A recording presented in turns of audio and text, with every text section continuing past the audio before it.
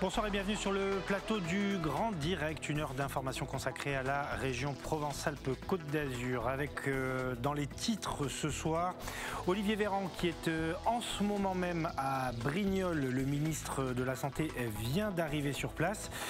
Il est venu promouvoir les autotests pour les populations précaires. Nous serons avec Thomas Bernabé dès le début de cette édition. Retour ensuite à Fréjus, théâtre d'émeutes. Le week-end dernier, les stigmates, vous le voyez, sont toujours visibles.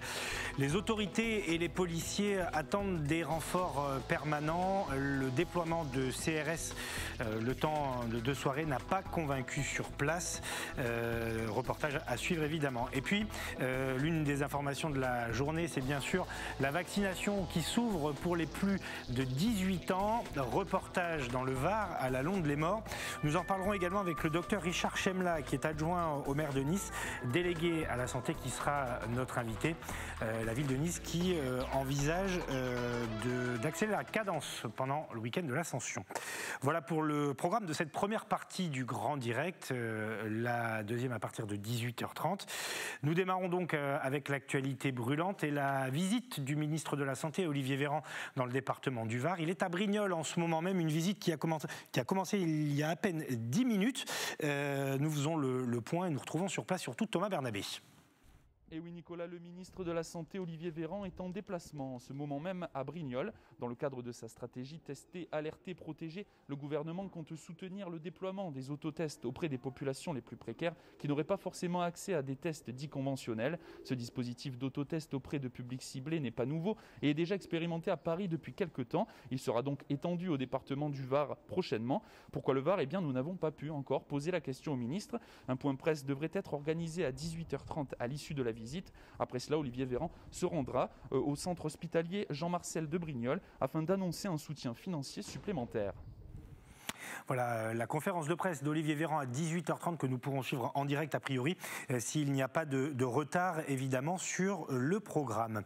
Dans l'actualité de ce mercredi, il y a bien sûr la politique et les élections régionales. Avant de parler du sondage qui place Thierry Mariani en tête et vainqueur de cette élection, Renaud Muselier a déposé sa liste. Il a fait planer le suspense toute la journée sur sa composition. Il était d'ailleurs en visite à Nice. Aujourd'hui, nous allons l'entendre dans quelques instants. Il y a bien des marcheurs sur sa liste. La République En Marche, représentée par Jean-Pierre Cyrus, le maire de la Roque d'Enterron, le médecin Bertrand Masfressinet, qui est également une figure de la République En Marche dans les Bouches-du-Rhône. Et puis, dans les Alpes-Maritimes, on peut noter la présence sur la liste qui sera menée par Christian Estrosi. Là aussi, ça a été confirmé. Christian Estrosi, tête de liste dans les Alpes-Maritimes. Il y a Greg Monetti, qui est chef de cabinet de la ministre de l'Enseignement, Frédérique Vidal, et adjoint au maire également de Christian Estrosi. Il y a donc bien des marcheurs sur la liste de Renaud Muselier. Est-ce que cela veut dire que Sophie Cluzel va retirer sa candidature ? Nous avons posé la question à Renaud Muselier qui était donc en visite à Nice. Écoutez sa réponse. Cluzel, elle va déposer une liste ou pas ? Vous dites Madame Cluzel d'abord, c'est mieux. Et puis après, vous lui posez la question à elle. Parce que, voilà, je ne suis pas son mari, je ne suis pas à la République En Marche. Voilà, il n'est pas à la République En Marche, mais des membres de la République En Marche sont sur sa liste. Sophie Cluzel qui n'a pas encore communiqué sur sa décision. Toujours au chapitre politique, ça ne nous a pas échappé, 2 sondages placent la tête de liste Rassemblement National, Thierry Mariani, en tête au premier tour et au deuxième tour de cette élection, 2 sondages différents. Petite nuance, n'ont pas été testées les hypothèses de duel au second tour. Donc si Thierry Mariani arrive en quadrangulaire ou en triangulaire au second tour, selon ces 2 sondages, il emportera la région Provence-Alpes-Côte d'Azur. Écoutez l'analyse de Guilhem Ricavi, le directeur de la rédaction du groupe La Provence. On retient que le Rassemblement national est loin devant à l'heure actuelle et sans doute Thierry Mariani a bénéficié des cafouillages entre républicains et marcheurs ces dernières semaines et a bénéficié de l'actualité aussi sur des thématiques qui lui sont chères. Par exemple, la thématique de la sécurité avec ce fait divers à Avignon, un policier abattu par un jeune dealer. Là, bien évidemment, on a un effet quasi immédiat. C'est quelque chose qui parle aux électeurs et au Rassemblement national particulièrement. Voilà pour l'analyse donc de Guilhem Ricavi, les élections régionales qui se tiendront les 20 et 27 juin prochains. Vous l'avez noté. Retour ce soir à Fréjus, quelques jours après les émeutes dans la nuit de samedi à dimanche. Des commerces vandalisés, des voitures incendiées à proximité du quartier de la Gabelle. Dans la foulée, eh bien, Gérald Darmanin avait annoncé des renforts de CRS qui ne sont pas restés longtemps sur place. Et aujourd'hui, pour les autorités, eh bien, il y a un manque cruel de policiers pour assurer la sécurité autour du quartier. Claudia Olivier. Vous avez que 4 vitres et les 4 vitres sont impactées. Sur les vitrines du commerce de Silvio, à proximité du quartier de la Gabelle, les stigmates des émeutes de samedi soir sont toujours là. D'habitude, la cité est plutôt calme. Ici, nous sommes en fait à la limite entre Fréjus et Saint-Raphaël. Et la cité de la Gabelle, hein, d'où partent la majorité des problèmes, se trouve à environ 200 mètres d'ici. Donc d'habitude ici c'est serein, hein, ça vient jamais, ça vient rarement, c'est jamais arrivé d'ailleurs à ma connaissance jusqu'ici. Ce week-end, des voitures ont brûlé, des commerces vandalisés. Dans la foulée, 70 CRS ont été déployés sur place par le ministre de l'Intérieur, mais ils ne sont restés qu'une nuit. Depuis, les équipes du commissariat de Fréjus peuvent compter sur le soutien de 15 policiers supplémentaires, trop peu pour l'adjoint à la sécurité de la ville. Quand on nous annonce 60 CRS et que le lendemain, après une vacation CRS, donc c'est pas la faute des policiers nationaux, où eux sont tributaires des ordres qu'on leur donne, et que derrière, ces 60 CRS se transforment en une dizaine d'agents de police nationale. Alors, je ne suis pas un fin tacticien en maintien de l'ordre, mais il y a un ratio mathématique quand même qui n'est pas là. De leur côté, les policiers réclament eux aussi des effectifs supplémentaires, car ils le savent, les renforts du moment ne seront pas éternels. Il faut attendre des faits de violence urbaine d'une certaine gravité pour se dire Fréjus existe, il faut leur envoyer des renforts. Alors après, nous maintenant, ce qu'on aimerait, c'est que les renforts soient permanents, que ce soit des effectifs réels qui soient employés sur le commissariat, et non pas uniquement des renforts, même si on est très content d'avoir des renforts de CRS, on aimerait que les renforts soient permanents et pérennes sur le commissariat. La préfecture du Var n'a pas souhaité apporter plus de commentaires. Il y a 2 nuits, un véhicule a encore été incendié, mais cette fois-ci au cœur du quartier de la Gabelle. Nous prenons maintenant la direction d'Aubagne où depuis le début de la crise sanitaire, évidemment, l'hôpital privé est mobilisé pour lutter contre la Covid-19. L'hôpital La Casamance, qui avait démarré des travaux d'agrandissement en janvier 2019, donc avant la crise, eh bien, ces travaux touchent à leur but et plusieurs services ont été étendus, notamment celui de la réanimation qui gère donc les patients atteints de Covid-19. Reportage de Manon Mujica. Il nous ouvre exceptionnellement ses portes, le service de réanimation de la Casamance à Aubagne. C'est ici que sont notamment traités les malades graves du Covid-19, dans ces locaux flambant neufs, mis en service il y a moins d'1 mois, avec une capacité étendue, bien utile en pleine pandémie. On est passé d'une unité de 10 lits installés, aujourd'hui à 12, plus à l'adjonction de 2 lits de déchocage, pour pouvoir répondre, si nécessaire, à l'augmentation des besoins. D'ici la fin de l'année, la réanimation sera rejointe par d'autres activités, elles aussi installées dans ce bâtiment encore en travaux. Hôpital de jour, nouveau service d'imagerie, nouveau hall, nouvelles urgences. Les accompagnants et la particularité, c'est qu'ils resteront en zone d'attente pendant que le patient, lui, passera en zone de prise en charge médicale. Au total, 5500 mètres carrés répartis sur plusieurs niveaux, soit 30% de superficie supplémentaire pour l'hôpital privé. Créé il y a 65 ans, maintes fois élargi, l'établissement n'était plus optimal pour répondre à la hausse de l'activité dans un bassin de population devenu conséquent. On a plus de monde et la Casamance a une particularité par son positionnement géographique de plutôt ramener la zone marseillaise vers nous. Et bien évidemment de capter la zone Aubagne-la-Ciotat. Mais encore une fois, parce qu'il y a une histoire de proximité et qu'il y a une histoire de service de soins proposés qui est assez complet. Montant total des travaux, 14 millions d'euros, financés par des fonds privés. Voilà pour donc l'extension qui touche à sa fin de l'hôpital de la Casamance. Ce soir, nous prenons des nouvelles de James Lassis qui a été gravement touché au cervical le 25 avril dernier. Il est rugbyman au Stade niçois qui évolue en Fédéral 1 et il affrontait Narbonne lorsque son accident lui est arrivé, un joueur qui lui est tombé dessus. Il est aujourd'hui toujours hospitalisé, sous assistance respiratoire, hospitalisé à Nice. Le club est bien entendu mobilisé derrière lui.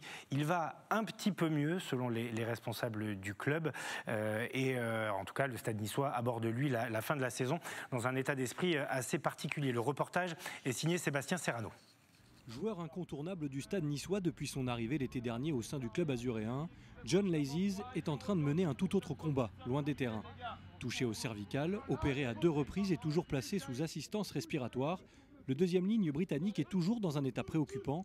Au Stade niçois, où l'on est plus que jamais derrière lui, on reste très prudent sur les nouvelles qui concernent le joueur. Si on diagnostique, c'est hyper réservé. Donc là, on est dans le dur. Donc aujourd'hui, on n'a pas eu d'évolution très positive jusqu'à maintenant. Mais bon, à l'inverse, les choses ne se sont pas dégradées. Donc on va garder ça en côté positif. Depuis plus de 2 semaines, les marques d'affection et les opérations visant à aider la famille de James se multiplient. De la vente de repas gastronomiques à la création de t-shirts au nom du joueur en passant par une cagnotte litchi, c'est un élan de générosité incroyable qui s'est mis en place. Des marques de soutien du monde entier que le joueur niçois arrive à suivre depuis son lit d'hôpital.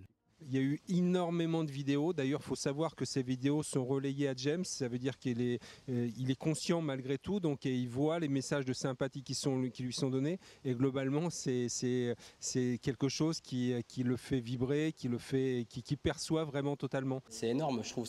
Moi, ça me donne des frissons rien que d'en parler parce que quand tu vois que ce soit du monde amateur ou professionnel, tout le monde a donné un petit peu de son temps, quoi. Que ce soit de l'argent, que ce soit des vidéos, que ce soit de la cuisine, que ça va être peut-être de l'art, enfin tout le monde. Donc c'est incroyable vraiment. Et puis il ne faut pas lâcher. Et puis sa famille a demandé d'y croire, donc on doit y croire jusqu'au bout. Y croire, c'est aussi terminer la saison de la meilleure façon possible. Une saison prometteuse puisque le Stade niçois est encore en lice pour jouer la montée en Pro D2. Et même si l'aspect sportif paraît désormais dérisoire, tous veulent relever le défi pour James. Je pense qu'on a tous à cœur de bien finir la saison parce qu'on a commencé avec James. C'est vrai qu'il ne finira pas avec nous sur le terrain, mais je pense qu'il finira avec nous avec le pensée et l'encouragement.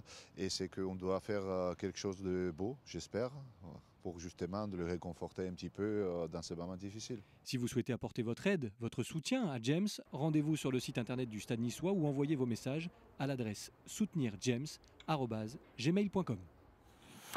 Et dans un instant, nous accueillerons Richard Chemla, le docteur Richard Chemla, qui est adjoint au maire de Nice, délégué à la santé, pour évoquer l'autre gros titre de la journée, c'est l'ouverture à la vaccination pour les plus de 18 ans, l'ouverture officielle, parce que vous le savez, dans notre région, on vaccine parfois les jeunes depuis un petit moment dans certaines communes.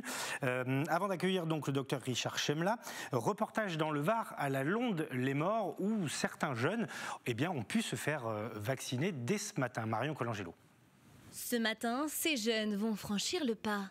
Angèle, Clarisse et Dylan, âgés de 23 et 22 ans, vont se faire vacciner.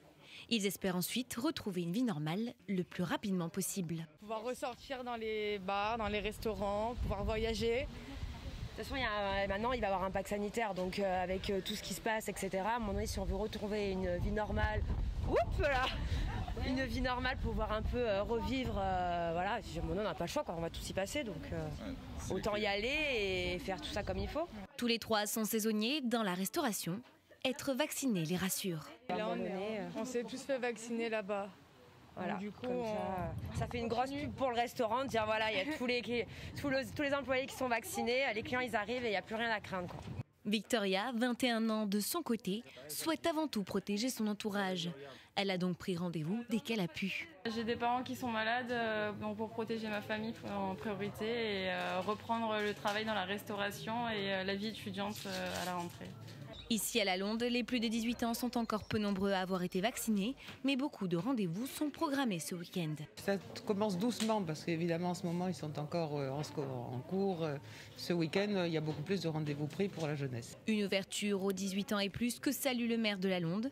Depuis plusieurs semaines, il attendait que les jeunes aient accès au vaccin. Le mot d'ordre est simple pour eux, c'est un retour à la vie le plus rapidement possible. Avec l'échéance du 19 mai, je crois que tout le monde a envie que la vie reprenne et être vacciné, c'est une sécurité et une nécessité. Une fois la première injection réalisée, chacun se voit remettre une attestation de vaccination accompagnée d'un QR code. Un document qui pourrait servir de passeport sanitaire à l'avenir. Voilà, priorité au direct ce soir, puisque Olivier Véran a commencé sa conférence de presse à la sortie de sa visite dans le Var. On l'écoute. Dans un programme d'insertion et d'accès à la santé, dans un but de réduction des inégalités, les personnes dont la vie est un peu cabossée. Et cette force famille avec c'est aussi un lieu où désormais nous pouvons tester des résidents pour le Covid. Plutôt auto-tester les résidents de Covid, puisqu'à l'occasion de cette semaine de pont, vous savez que nous avons, et j'ai appelé les Français à se tester massivement et être très nombreux à se faire vacciner. Nous ayons aussi des autotests, des centaines de milliers d'autotests sur tout le territoire national, notamment à destination de publics qui sont plus éloignés des structures de soins conventionnels comme les laboratoires de biologie médicale ou les pharmacies. Donc c'est un nouvel outil dans la lutte contre l'épidémie, un nouvel outil de prévention, de précaution, dans des lieux qui, par définition, cumulent les risques puisqu'on y trouve de la précarité et de l'hébergement collectif. Donc c'est une nouvelle étape dans la lutte contre le Covid.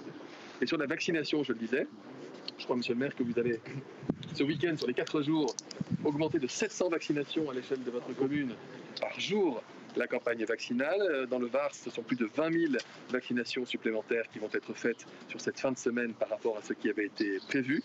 La mobilisation était essentielle, elle est exemplaire de toutes celles et ceux qui vaccinent et qui protègent les Français. Ce jour, je viens d'avoir les chiffres, ce sont près encore de 640 000 vaccinations supplémentaires qui ont été faites.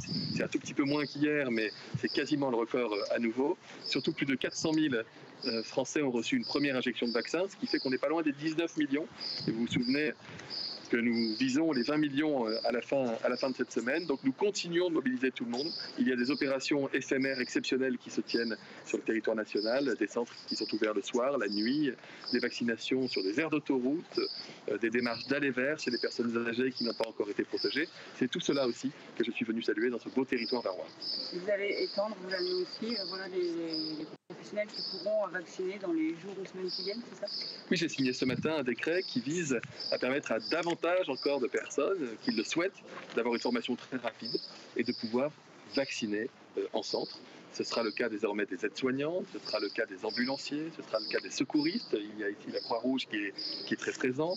Ce sera le cas des auxiliaires de puériculture, des étudiants en maïeutique et d'autres personnes encore. Parce que cette campagne vaccinale, elle mobilise beaucoup d'énergie, elle mobilise beaucoup de gens, beaucoup de volonté. Il ne faut pas que les gens s'épuisent. Elle est longue, elle est amenée encore à durer pendant plusieurs mois. Et donc nous élargissons systématiquement et régulièrement la liste. À chaque fois qu'il y a des gens qui me disent qu'ils souhaitent vacciner et qu'ils en sont empêchés, eh bien écoutez, moi j'ai toujours un plaisir de leur permettre de le faire. Pourquoi ce public-là, c'est important d'aller vers lui justement? Et pourquoi l'autotest est utile pour ce public-là? Mais de façon générale, lorsque vous avez à la fois de la précarité et de la concentration de personnes, donc une pension de famille ou un foyer d'hébergement collectif, quelle que soit la nature de cet hébergement collectif, et que vous avez des gens qui sont plus éloignés des structures de soins conventionnelles, des gens qui vont moins facilement au laboratoire se faire tester quand ils ont un doute, eh bien c'est ce qu'on appelle les démarches d'aller vers. C'est nous qui venons à eux, avec des moyens diagnostiques, avec des moyens d'accompagnement lorsque leur situation le nécessite. C'est à la fois pour les protéger elles-mêmes, mais aussi pour protéger la collectivité. Est-ce que les Français qui seront en vacances pourront recevoir leur deuxième dose sur leur lieu de vacances?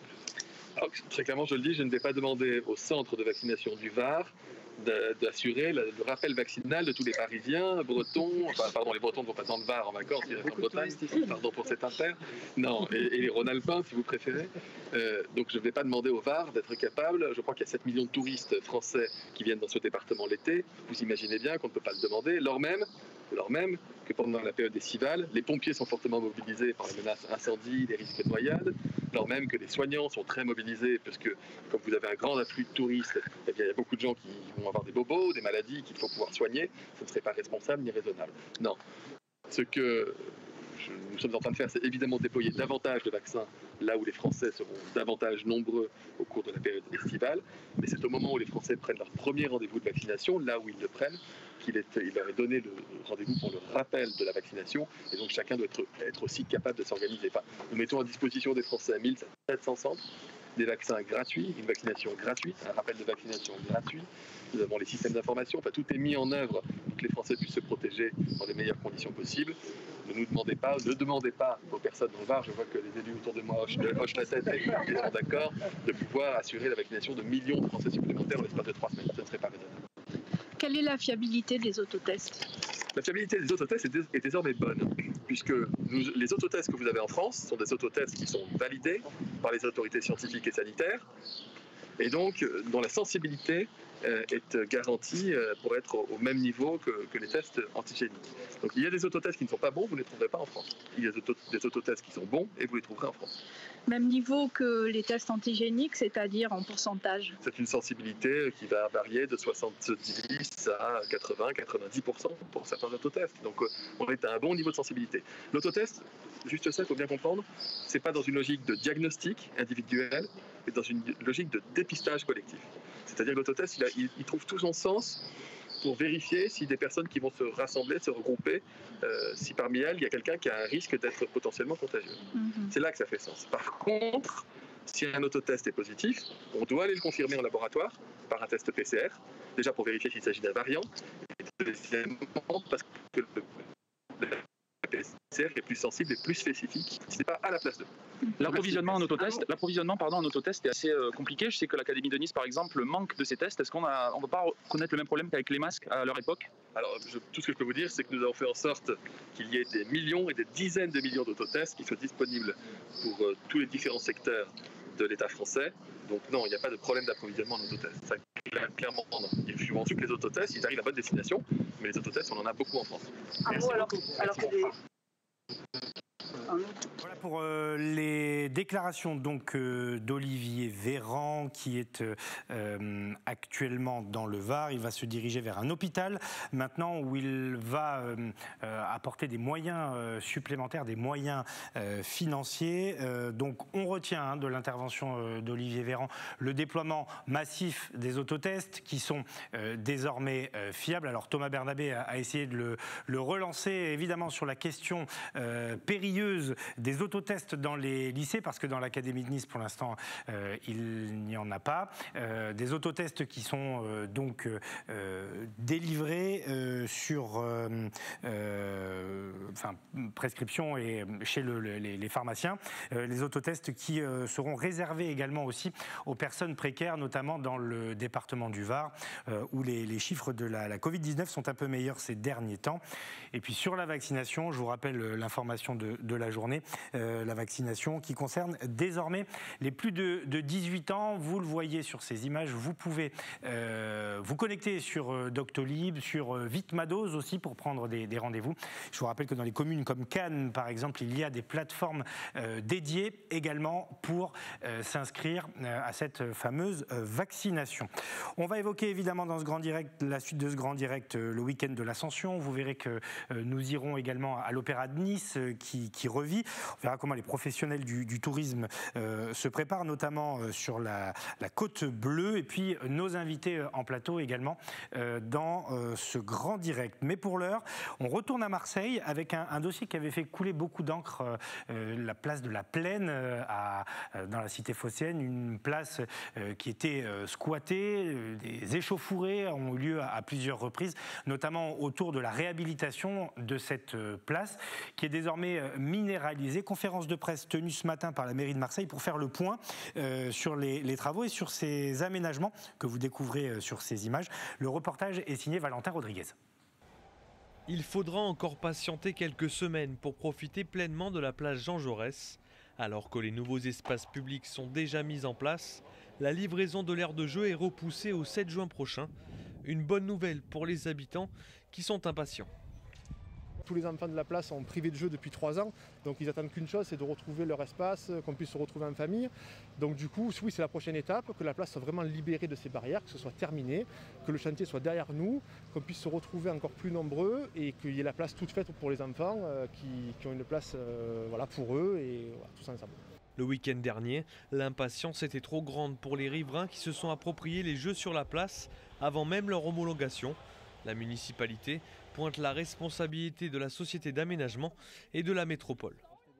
On est sur une situation un peu compliquée où les gens ont très envie de se réapproprier la place, mais ont au milieu d'eux un chantier. Ce qui s'est passé ce week-end montre que les gens ils sont tellement impatients de retrouver de l'espace public que du coup ils ont fait tomber les barrières qui avaient été mal arrimées, qui avaient été mal fixées par la Soleam, ce qui est déplorable parce que du coup ça a mis en danger tous les enfants qui ont joué ce week-end. Donc on a été extrêmement clair dans nos demandes vis-à-vis de la Soleam et de la métropole. Ils doivent sécuriser ce site, ils doivent le gardienner correctement, ils doivent permettre d'assumer le fait qu'ils aient beaucoup pris de retard sur leur chantier en sécurisant correctement cette partie avant qu'elle ne soit livrée au public. Joint par téléphone, la métropole n'a pas souhaité répondre à notre demande. En attendant la fin des travaux, la ville demande un renforcement de la sécurisation de l'espace enfant de la place Jean Jaurès. Alors sur l'aire de jeu, il y a le fait de couper les troncs de bois et de supprimer les plateformes. Il y a le fait de créer une clôture entre les 2 aires de jeu 3-6 ans et pour les plus grands. Et il y a enfin le fait de finaliser la suppression des fosses avec les copeaux pour, au-dessus du béton qu'ils ont coulé dans les fosses, mettre du sol souple qui évitera des accidents. Donc on est sur ces demandes-là. Une nouvelle ère est amorcée pour la plaine. Un projet collectif réunissant tous les acteurs du quartier est programmé dans les prochaines semaines. Un projet avec les habitants, avec les commerçants, avec les forains, avec l'ensemble des gens qui, à un moment ou à un autre de la journée, ont une pratique de cette place. Il y a des pratiques diurnes, il y a des pratiques nocturnes. Il faut que l'ensemble de ces pratiques puissent cohabiter dans le respect des habitants de cette place et du quartier. Et donc, c'est ce qu'on va s'attacher à mettre en place.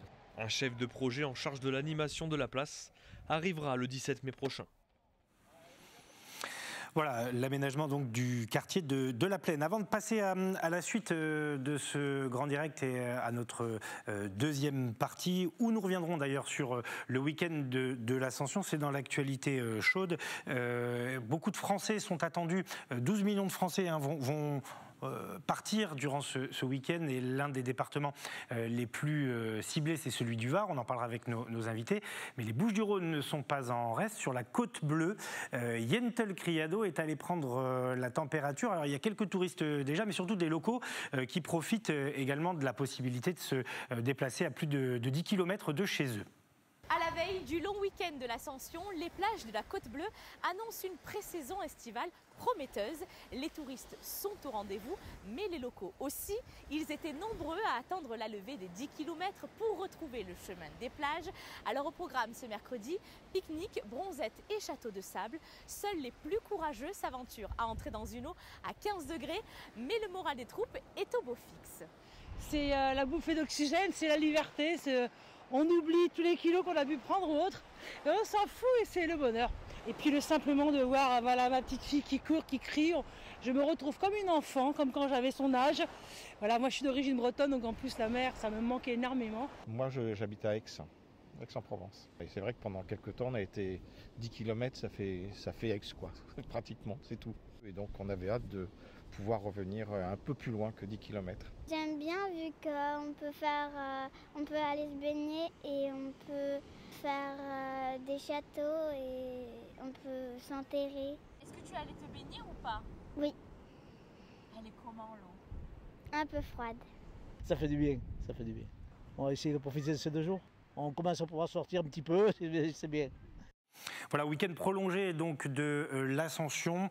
On vous rappelle, c'est important, qu'il faut maintenir les gestes barrières, le port du masque, faire très attention durant ce week-end de l'Ascension si vous voyez des proches ou pas d'ailleurs, si vous êtes en contact avec des gens, parce que le combat n'est pas terminé, le combat contre la Covid-19 évidemment. Voilà pour la première partie de ce grand direct. On se retrouve dans quelques instants pour la seconde partie. Il va être question de tourisme. Vous allez voir notamment avec nos 2 invités qui seront avec nous dans quelques minutes.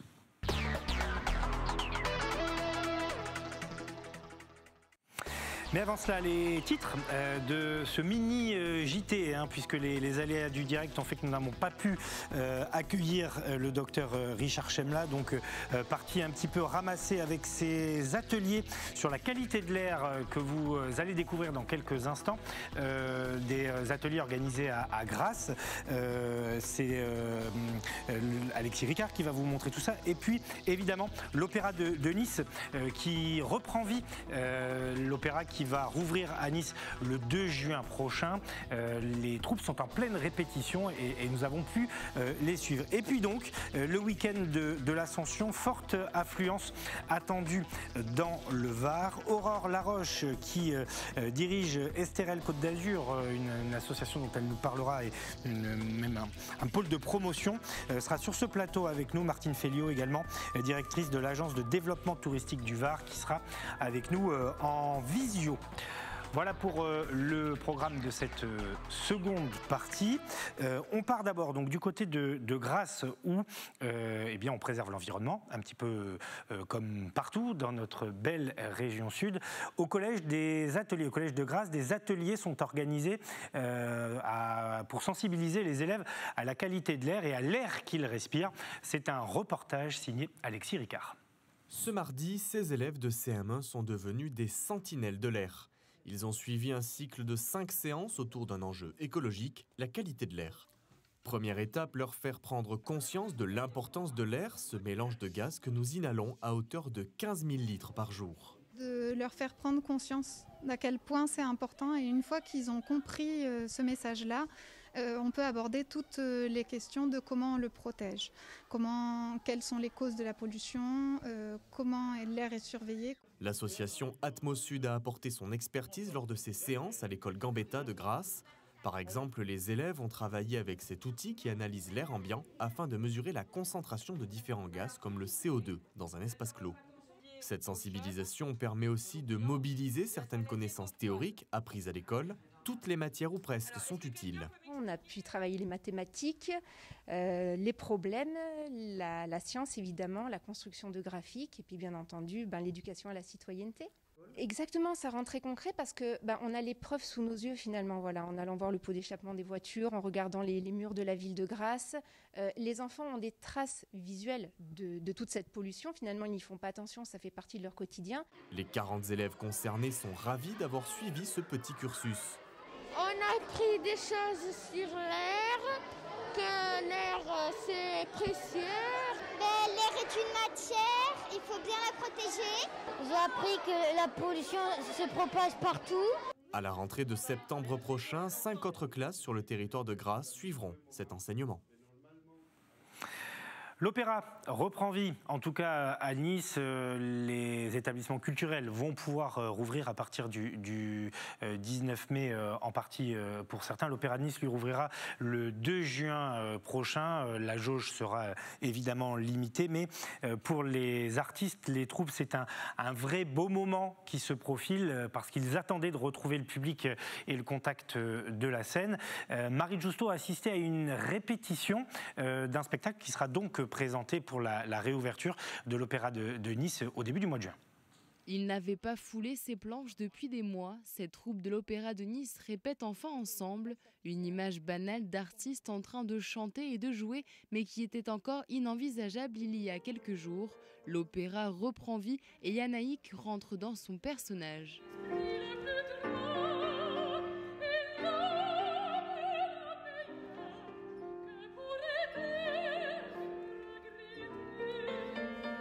Le rôle de Charlotte Werther, qui est donc la jeune femme du foyer qui s'occupe des enfants après le décès de la maman. Et donc il y a ce jeune Werther qui arrive et qui a un coup de foudre absolu pour elle. Et elle aussi, en fait, et elle essaie de se battre entre ça et son devoir, puisqu'elle est promise à Albert, qu'elle va épouser dans l'opéra d'ailleurs. Au deuxième acte, ils sont déjà mariés depuis 3 mois, donc il y a toute une évolution. Voilà, donc elle est dans ce conflit permanent entre son devoir, ce qu'elle a promis à sa mère, et puis son attirance très forte pour ce jeune romantique qui est Werther. Un drame lyrique de Jules Massenet qui fera l'ouverture de l'Opéra de Nice le 2 juin. Les artistes sont impatients. On n'a pas eu la garantie de pouvoir faire ce spectacle, donc c'est encore plus un bonheur d'être là et de se retrouver, de répéter ensemble, de faire tout ce processus, parce que le spectacle est une chose, mais si on ne faisait que du spectacle, je pense qu'on ne serait pas les mêmes personnalités à faire ce métier. La répétition fait aussi énormément partie du travail. Le processus créatif, en particulier quand c'est une création comme c'est le cas ici, quand c'est une reprise c'est un peu moins fun, mais le vrai processus créatif, le dialogue qu'on a avec le metteur en scène, la découverte des collègues, les interactions qu'on peut créer, les amitiés aussi qu'on découvre, c'est extrêmement important. Réorganiser, reporter, annuler, c'est le quotidien du directeur de l'Opéra de Nice depuis des mois. Certains spectacles ont été maintenus grâce au numérique, mais rien ne remplace le contact avec le public. L'opéra, c'est le spectacle vivant, c'est la rencontre entre des artistes et un public, c'est le public qui respire ensemble, qui s'étonne ensemble, qui vibre ensemble, et cela, l'artiste le ressent. Et on ne remplacera jamais un public et l'artiste aura besoin de ce contact avec le public et enfin on pourra le retrouver lors de cette production de Werther. Orchestre en configuration réduite, espacement entre les spectateurs. Seuls 350 sièges sur les 1083 que compte l'opéra pourront être occupés à sa réouverture au public. Voilà l'opéra qui retrouve la vie, donc l'opéra de Nice, le 2 juin prochain. On va se retrouver dans quelques instants avec notre première invitée de cette deuxième partie, Aurore Laroche, qui est déjà sur ce plateau.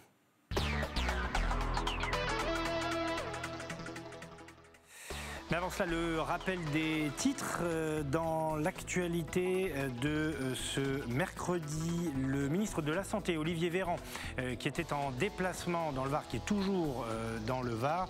Olivier Véran qui est venu promouvoir les autotests pour les personnes précaires. Il souhaite les généraliser, surtout si elles n'ont pas accès à des dépistages classiques. Il en a profité pour évoquer aussi la campagne de vaccination qui bat son plein, notamment dans notre région. Les vaccins ouverts désormais aux plus de 18 ans sans comorbidité. Nous étions également à Fréjus dans cette édition où après les émeutes autour du quartier de la Gabelle le week-end dernier, la mairie et les policiers eux-mêmes réclament des renforts, non pas des renforts ponctuels comme c'est le cas actuellement, mais des renforts permanents. Et puis, je vous le disais, la fameuse vaccination, nous avons suivi donc ces jeunes qui se sont fait vacciner. Aujourd'hui, vous pouvez prendre des rendez-vous. Il n'y a plus de restrictions, plus de comorbidité qui rentrent en compte. Il faut juste qu'il y ait des doses. Vous ne serez peut-être pas prioritaire. Voilà pour ce qui faisait la une de l'actualité dans notre région. Et on ne peut pas ne pas évoquer plus en profondeur le week-end de l'Ascension qui démarre.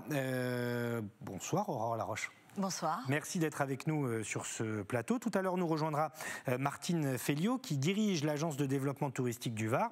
Le Var, c'est aussi votre port d'attache. Vous êtes installé à Saint-Raphaël.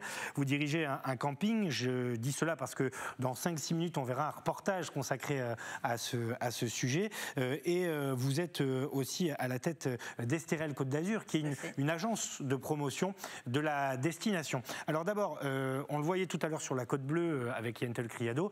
Les Français vont plébisciter la Côte d'Azur et le département du Var est en tête de la liste de ces départements. Vous constatez que le monde sera au rendez-vous et que les réservations ont explosé ce week-end ? Oui, tout à fait. Alors nous avons sur le territoire et sur la destination Estérel Côte d'Azur 2/3 des établissements ouverts. Les campings et les hôtels sont donc au rendez-vous. Et sur ces 2/3 d'établissements ouverts, eh bien, il y a quand même une disparité. Nous avons des établissements qui sont déjà complets, comme certains 5 étoiles, et puis les hôtels un peu plus petits, ou on va dire avec un service différent, qui ne peuvent pas offrir le service de restauration aux chambres, par exemple. Eux ont une progression un peu plus compliquée, et on est aujourd'hui à 35% de taux de remplissage. Mais bien sûr, tous les voyants sont ouverts, et on attend avec impatience toutes ces familles enfin libérées. C'était Comment jusque-là? Les hôtels étaient ouverts, fermés, on a une sorte de période de vacances scolaires aussi où on ne pouvait pas vraiment se déplacer, donc ça tournait comment l'activité jusque-là?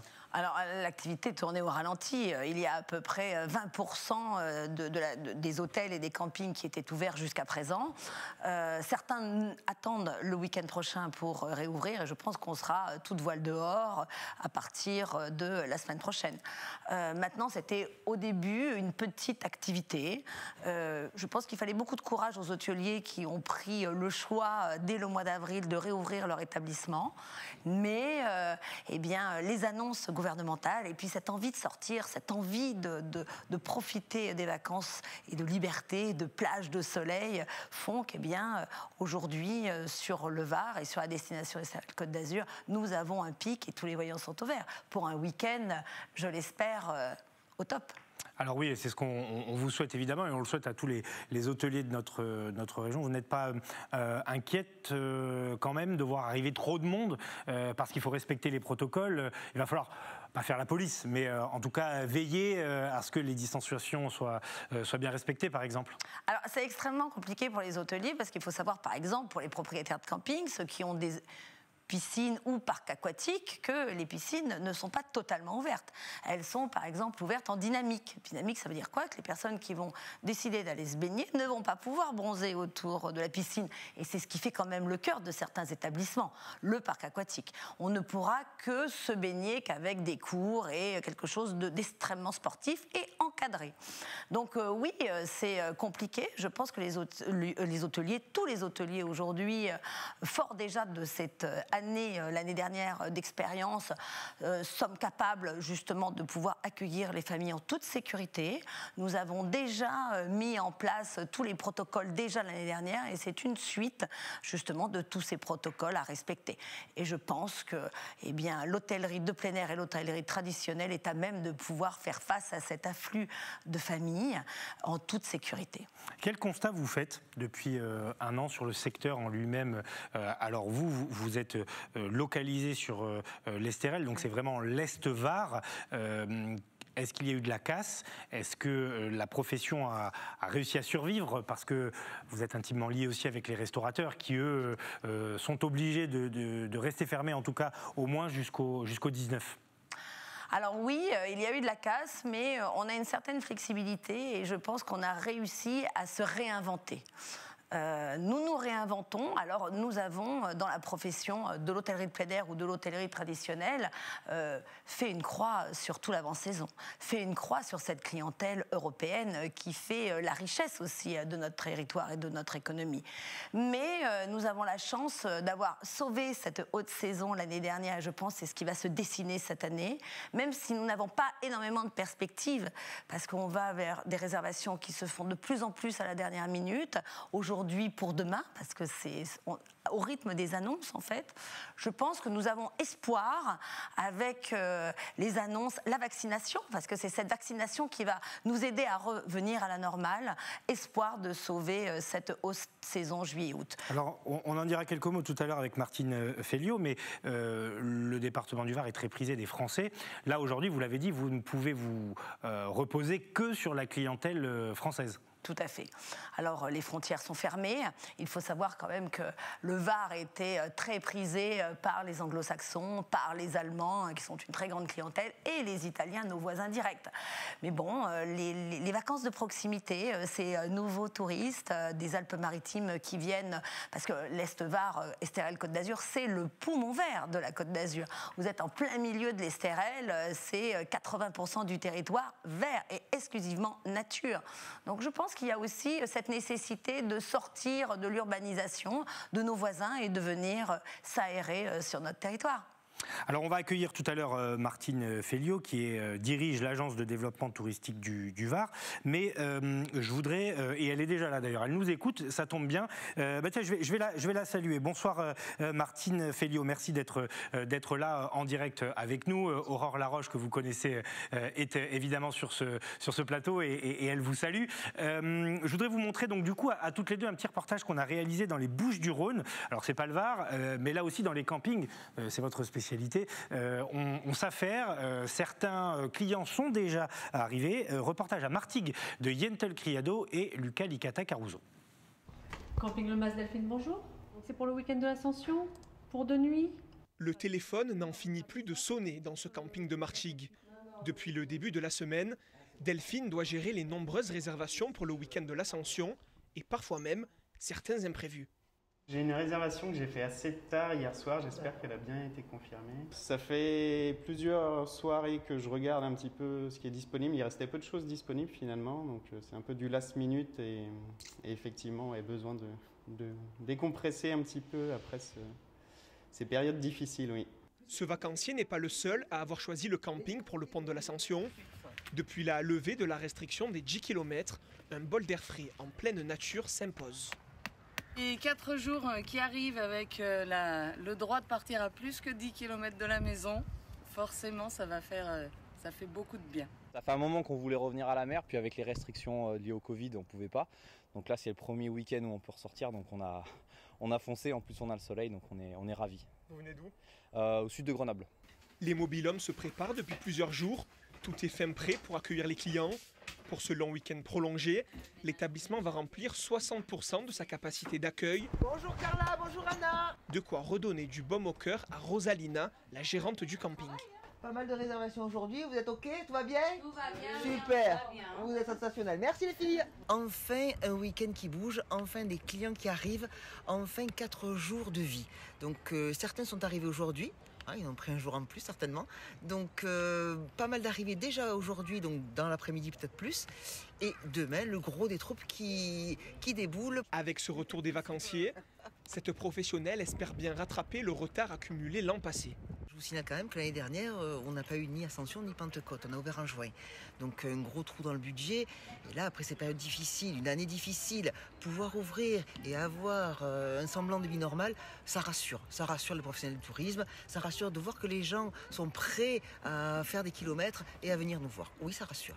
Ici à Martigues, l'établissement a enregistré depuis le début de la crise sanitaire une perte de 40% de son chiffre d'affaires.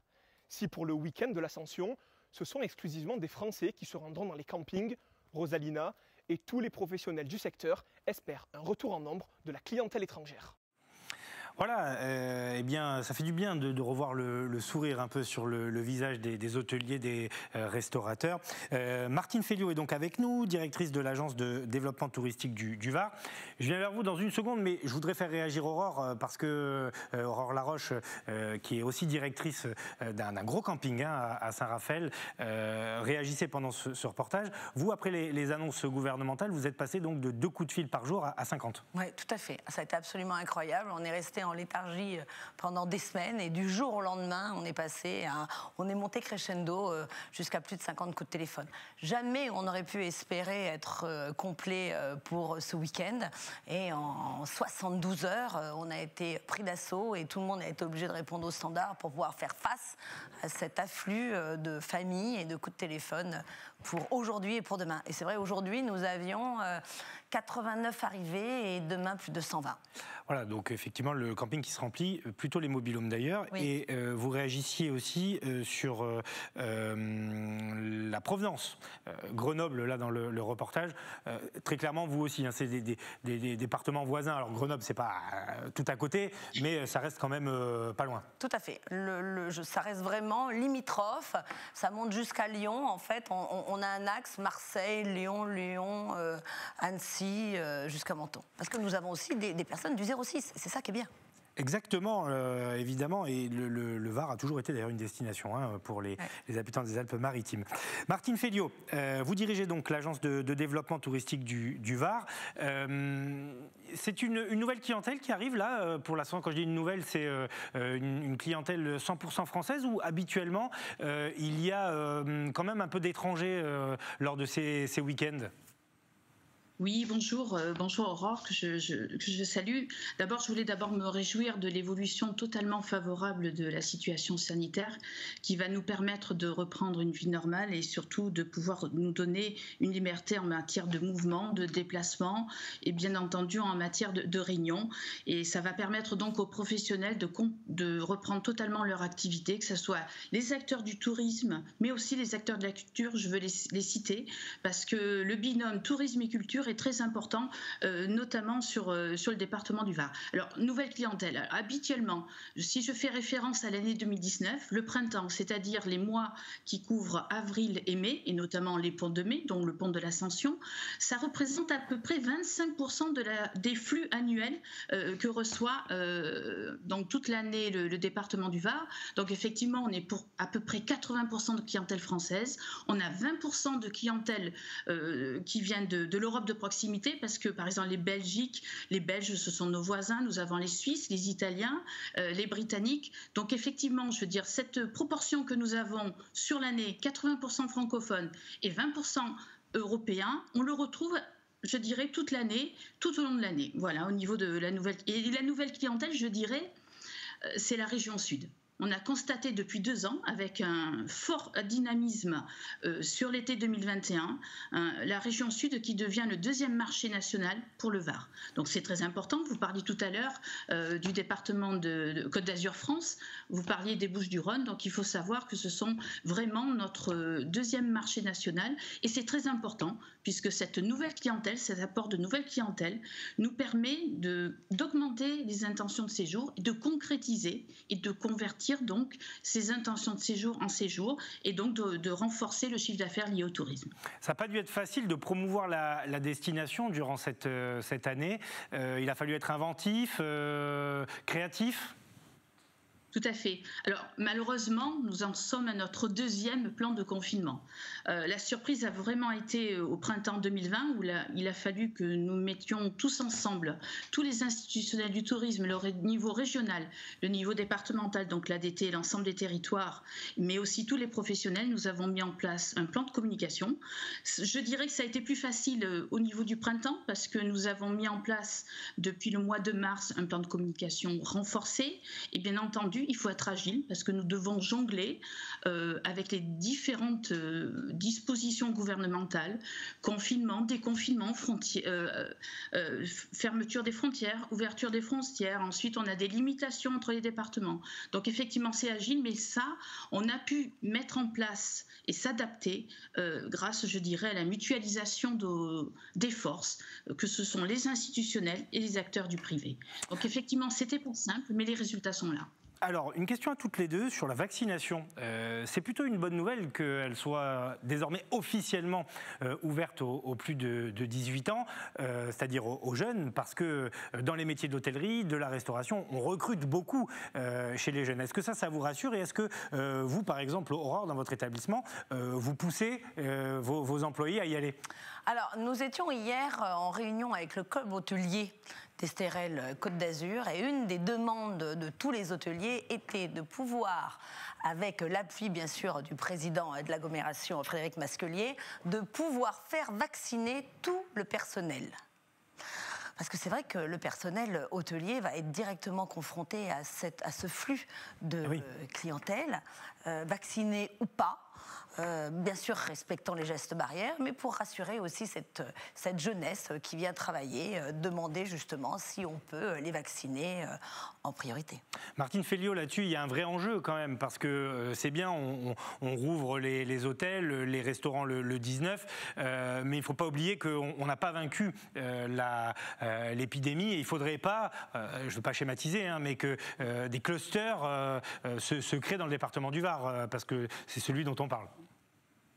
Alors je crois que ce qui est important, c'est la mise en place du plan de déconfinement gouvernementale qui est par phase. Donc là, c'est déjà respectueux, je dirais, des mesures sanitaires.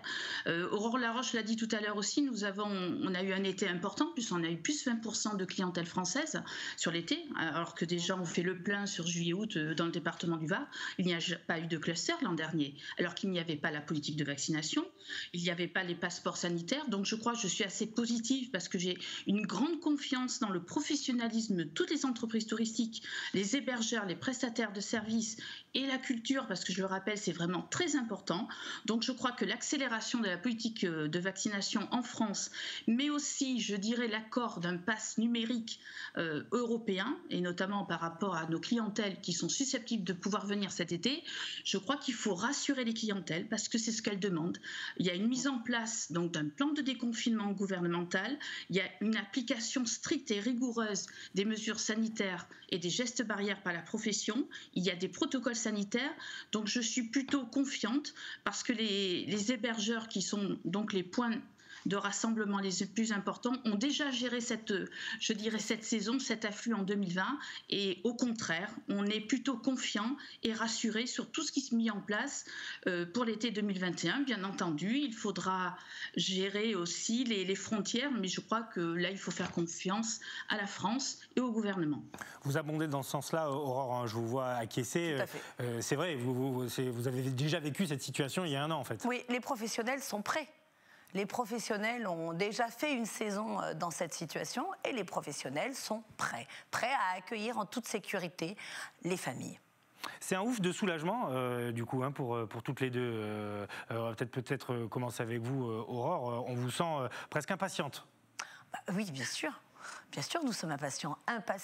Alors pour moi, en tant que professionnel du tourisme, d'accueillir les familles, c'est clair, de donner du bonheur, parce que c'est notre métier, de pouvoir voir les enfants sourire et de donner plein de bonheur. Et maintenant, en tant que présidente d'Estérel Côte d'Azur, eh bien, heureuse pour tous ces professionnels, tous ces prestataires d'activités, puisque nous en avons aujourd'hui, et on s'occupe de commercialiser plus de 600 professionnels en prestataires d'activités, qui attendent avec impatience le retour à la vie. Martine Féliot, il nous reste 3 minutes. Alors, je ne vais pas mettre de concurrence ni entre les territoires, ni entre les territoires à l'intérieur du département du Var, mais est-ce qu'on a déjà un hit parade ? On sait qu'il y a des coins qui sont très plébiscités, le coin de Fréjus-Saint-Raphaël, bien sûr, le Verdon aussi, tout ce qui concerne évidemment l'Estérel. Alors, est-ce qu'il y a des coins peut-être plus demandés que d'autres ? Alors moi, je dirais que le plus beau coin, c'est le coin du Var. Mais le Var, c'est la somme des territoires. Le Var bénéficie d'une offre diversifiée grâce à l'offre des territoires. Et je dirais que le top 3 des territoires, c'est Toulon, Provence, Méditerranée. Donc ça va de Hyères à Sifour jusqu'au Pradé. Ensuite, nous avons tout le golfe de Saint-Tropez. Et bien entendu, nous avons Estérel Méditerranée.